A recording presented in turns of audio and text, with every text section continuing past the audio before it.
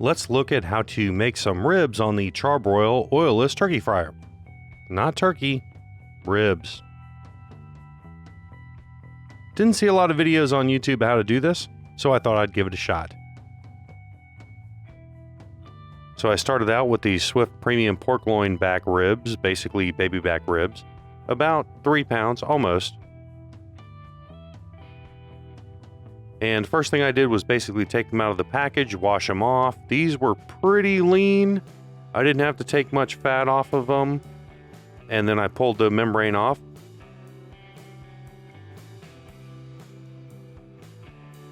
Then to make them fit in the basket for the oilless fryer, the Charbroil, I cut them in half. And next I put on a rub. You cannot use sugar in this rub or this will burn. And we're going to be cooking these in the aluminum foil you can see in the shot there. Double wrapped, heavy duty foil. So any kind of sugar in there will definitely get too hot, too fast, and burn. So you don't want to do that. If you're interested in a rub that won't burn, that doesn't have sugar in it, please check in the comments below. It's a modified rub that I got from a website called Life's a Tomato.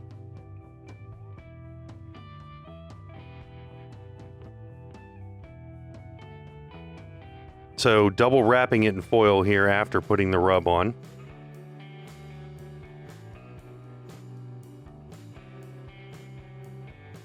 Now I'm going to load the basket. I did buy the accessory packet for the Charbroil oilless fryer. Those extra pieces allow me to make another shelf in the middle of the basket.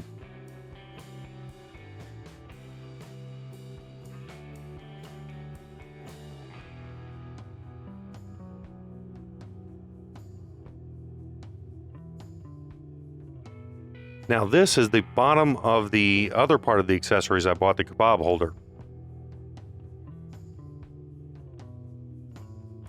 What I like to use that bottom of the kebab holder for is I put it on the top of the basket and I can hang my ReadyCheck 732 Maverick thermometer so I can keep up with the internal temperature, which I'll show you later on in the video as we're doing the cook.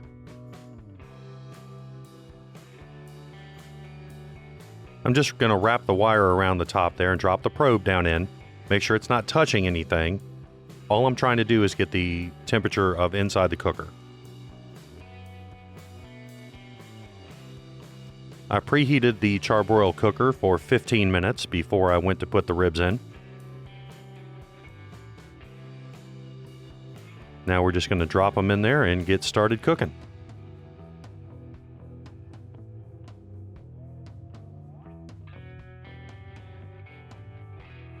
Now I'm going to put the lid on here to really get this cooker up to temperature pretty quick. And I got the probe there so I can tell. And I've set a timer for 1 hour and 15 minutes. That's how long we're going to run this.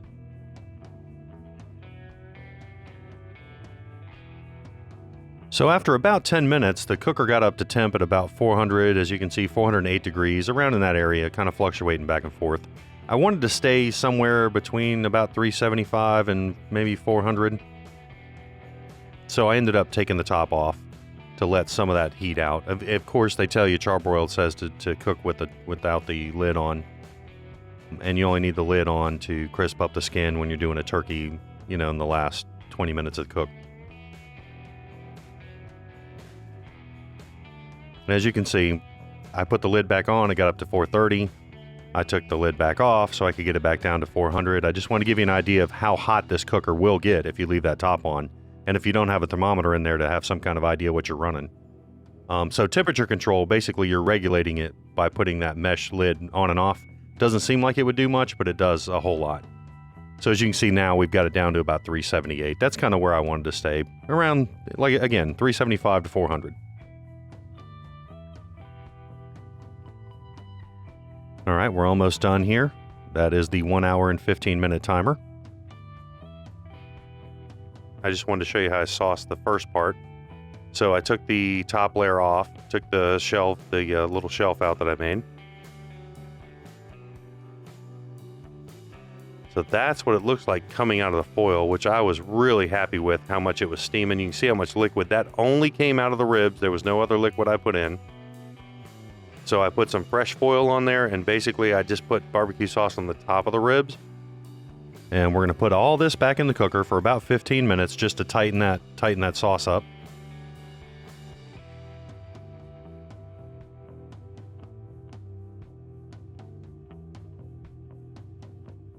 And back in the cooker it goes for another 15 minutes.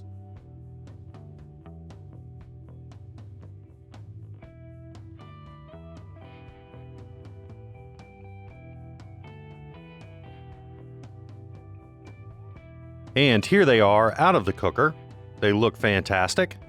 I was pretty happy with that. You can see where they pull back from the bone. I think I will leave them in next time, maybe for an hour and 45 minutes instead of an hour and 15 minutes. And if you really want them to fall off the bone, maybe 2 hours. These had a little tug, the bones did come clean. Everyone was really happy, and I learned a few things about the cooker and how to make the ribs, so thanks for watching, and I hope to do some more of these videos on the Charbroil Big Easy Fryer.